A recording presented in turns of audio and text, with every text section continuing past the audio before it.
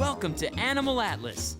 Come with us around the globe and explore the animal world and its jungle animals and desert creatures. We'll meet wildlife on the savannah and see our underwater friends. And animals from the Arctic Circle.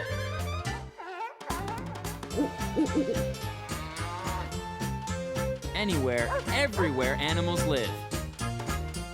It's always an adventure. Today on Animal Atlas, we're going to explore the sensory world of animals. What are the five senses? Come on, everybody.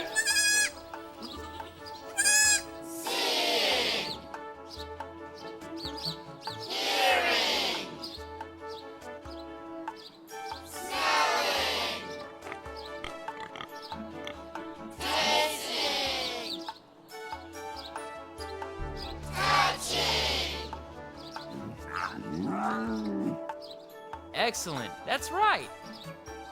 We know the senses because, like our friends and fellow primates, the monkeys, we possess them ourselves. Are senses important? Oh, yes. But many of us often think of senses too simplistically, as merely the ways and means to enjoy life thoroughly. Without giving it a second thought, we relish the sight of a prospective mate showing off his or her best qualities. We all enjoy hearing the sound of a good singing voice, or hearing the familiar sound of a friend calling our name. Who doesn't savor the delicious smell of a favorite food? Or, when we too were infants, the sweet scent of mother's milk. And taste? That's got to be a favorite sense of everybody's. It's one thing to smell that yummy morsel, but another to chew it. Then to savor it on our taste buds before swallowing. And touch? Who doesn't like the comforting touch of a friend or family member? In the animal world, the senses are far more than just the means to enhance pleasurable experiences.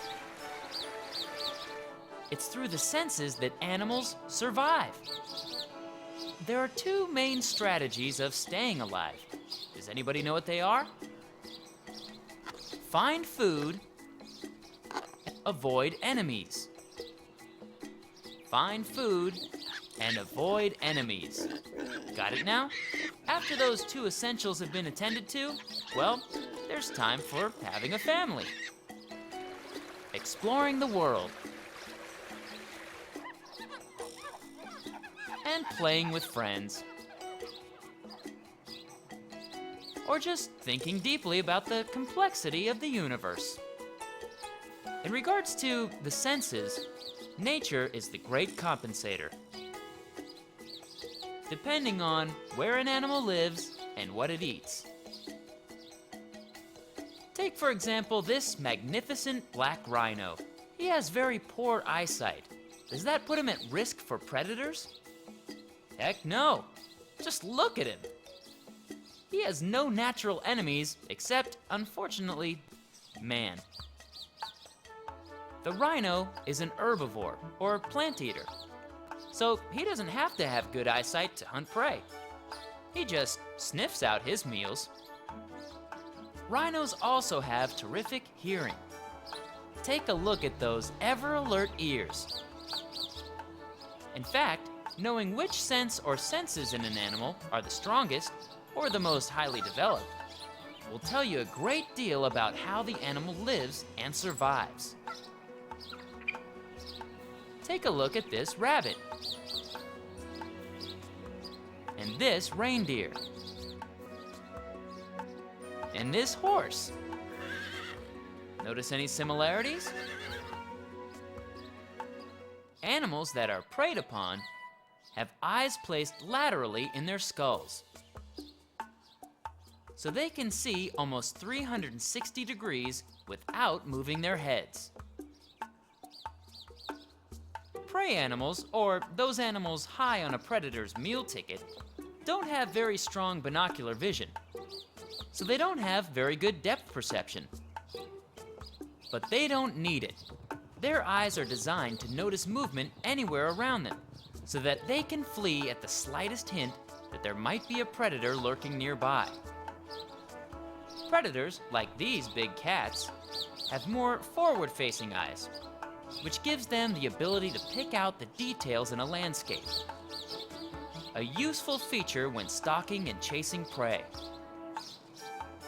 So, between prey and predator, who has the distinct advantage in terms of the sense of sight? The slam dunk winner in the best eyesight contest is the predator. Birds of prey, to be precise. And interestingly, most birds have a very poor sense of smell. But we'll get back to that curious fact when we return to Animal Atlas. But first, let's see if you can guess this animal fact. What sense is the oldest and first sense developed in animals? A, taste. B, smell. C, sight. Or D, hearing. The answer coming up right after this on Animal Atlas.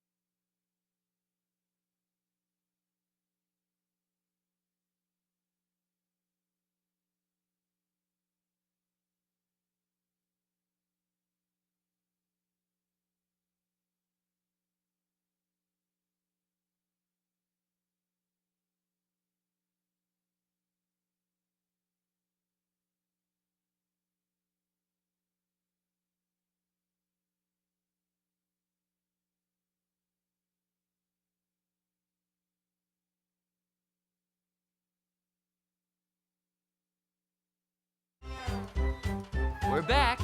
Did you guess the right answer to our question? What sense is the oldest and first sense developed in animals? The answer is B, smell. Yes, the sense of smell was probably the first sense to evolve in a living creature.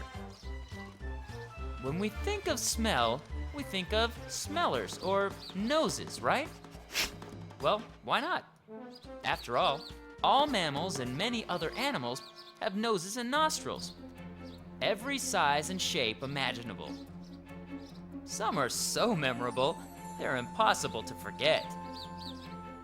In general, the longer the nose, the better the sniffer. The odor detector in a dog, for example, is 40 times bigger than a human's, and nearly 1,000,000 times more sensitive. Elephants, with the grandest nose of all, distinctive nostrils, noticeable at the tip of the trunk, have a phenomenal sense of smell. and they use this to identify herd members. Many herbivores have terrific sniffers,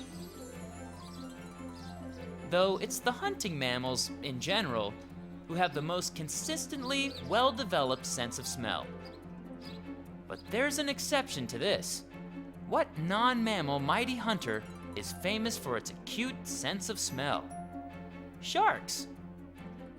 That old story that a shark can smell just a drop of blood in the water from far away? It's true. Sharks are giant sniff machines. Did you know that noses are not the only smelling tool? That's right. This bushmaster snake clearly has 2 nostrils with which to breathe, but it's his tongue, not his nostrils, that captures scent particles from the air. He uses his forked tongue to lick up airborne chemicals, and then he inserts his tongue into 2 pits on the roof of his mouth. Here, a sensitive zone called the Jacobson's organ actually analyzes the chemicals, not the snake's distinctive tongue, which has no taste or smell buds. Butterflies, as well as bees and houseflies, also smell and taste in an interesting way. Their taste receptors are in their feet. To determine if something tastes good, bees simply walk all over it. Not to be outdone, fish can taste with their fins and tail, as well as their mouths. Smell and taste are so closely related in some species that it's hard for us to describe the difference between the two. Just try chewing something while pinching your nostrils. I bet it won't taste half as good. Though we might not like to admit it, one thing's for sure.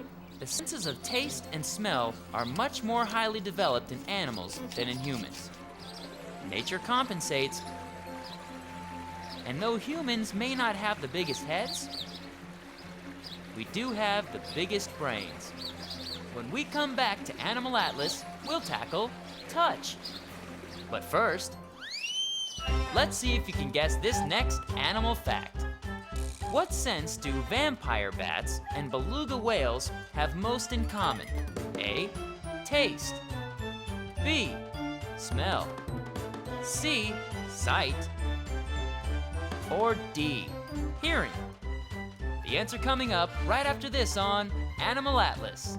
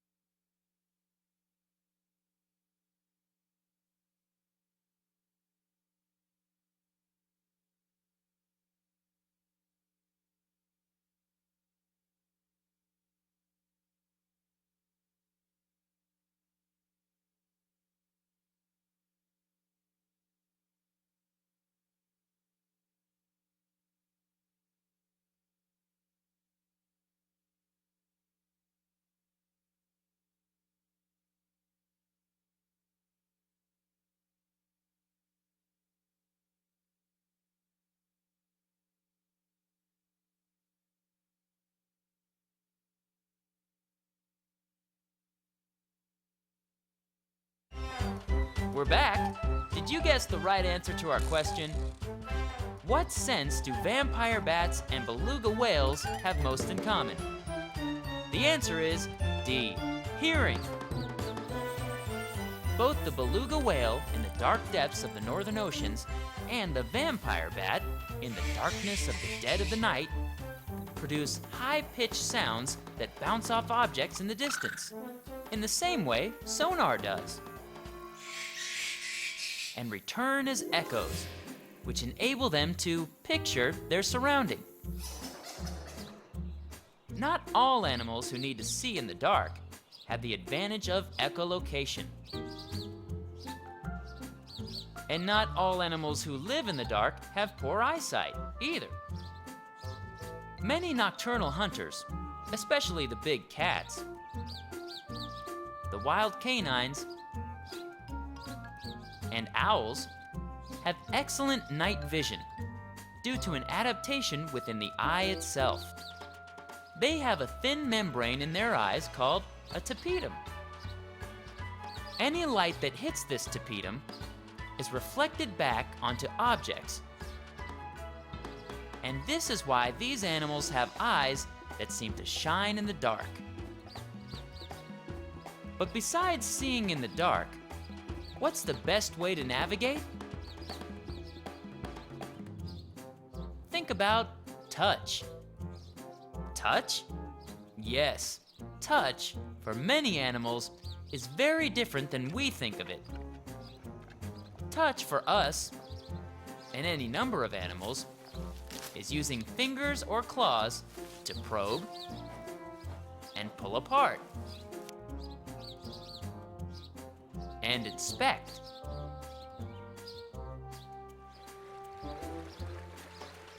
and stroke and seek and discard, or a million other tactile things that come to our attention. But this snow leopard, for example, not only navigates the dark so effortlessly because of his exceptional sight, but also because of his exceptional sense of touch. That's right. But his sense of touch is not concentrated near his big paws, but mostly in his whiskers. A cat's whiskers act as feelers. These very sensitive hairs that stick out from the animal's cheeks, chin, and from above its eyes help the cats, whether lions or tigers, or cougars, or house cats, to feel their way around. Each whisker is rooted into the skin and connected to nerves. That gives the cat a delicate awareness of his immediate surroundings. But it's not just hunters who have the whiskers advantage. Rabbits, like cats, have whiskers that are as long as their bodies are wide. These whiskers help in measuring the girth of openings and passages in the dark. Many other animals have sensory whiskers. Take a look at these whisker-sporting marsupials. Whisker touch, then, is a pretty effective alternative to finger touch. But it's still not the only other way touch is a source of sensory information in the animal kingdom. Animals such as snakes, who lack both fingers and whiskers, rely on sensing vibrations in the ground so as to anticipate what's coming down the road. They feel with their bellies. They have a special heat-sensing ability. See that deep pit on each side of the snake's face? Those are warmth detectors, which tell the cold-blooded snake when warm-blooded prey is a foot away or within striking distance. And the butterfly, who walks on its food to taste it, also has hairs on its wings to feel changes in air pressure. What extraordinary senses! Are any other animal senses like ours? Sight is similar, but most other animals do not have the ability to change the size of the lenses in their eyes as well as us. Because of that, they probably see objects as blurry. But while we may see things more clearly, many animals hear more sounds than we do. That is, they have a hearing range that is far greater than we can ever imagine. Dolphins, for example, are able to hear 14 times better than humans. And the common rat can hear more than twice as well as we can. Auditory communication is the sounds that animals make. From the scream of the Tasmanian devil to the roar of the lion.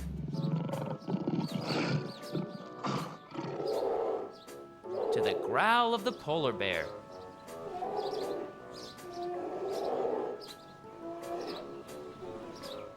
To the trumpeting of the elephant.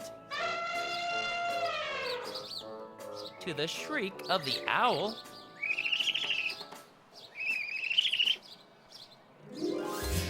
To the cackle of the chimpanzee.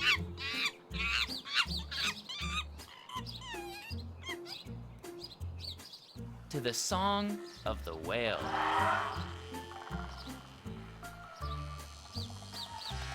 Animals use vocalizations when they interact with each other, or when they come into contact with an object. This object can be anything from another species of animal to a curiosity. It's not language as we know it with words and phrases, but it's auditory language all the same.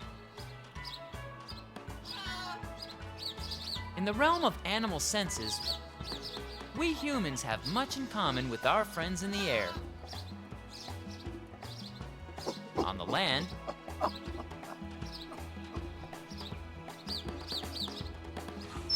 and in the sea.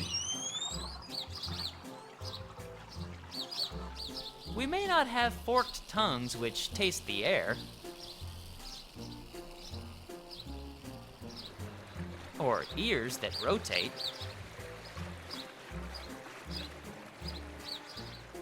or noses that can pick up a scent miles away.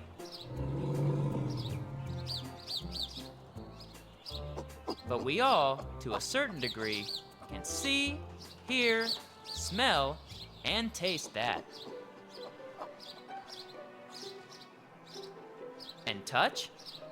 Animals also share the pleasure of touch.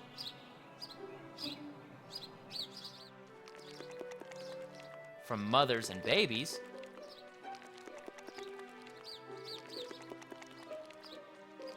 to family members,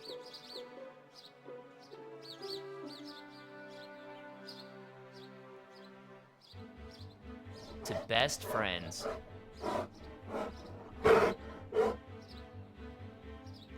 The sensory world of animals is about finding food and avoiding enemies. By smelling and listening and looking and tasting. But just like us, animals find comfort and pleasure in simple touching.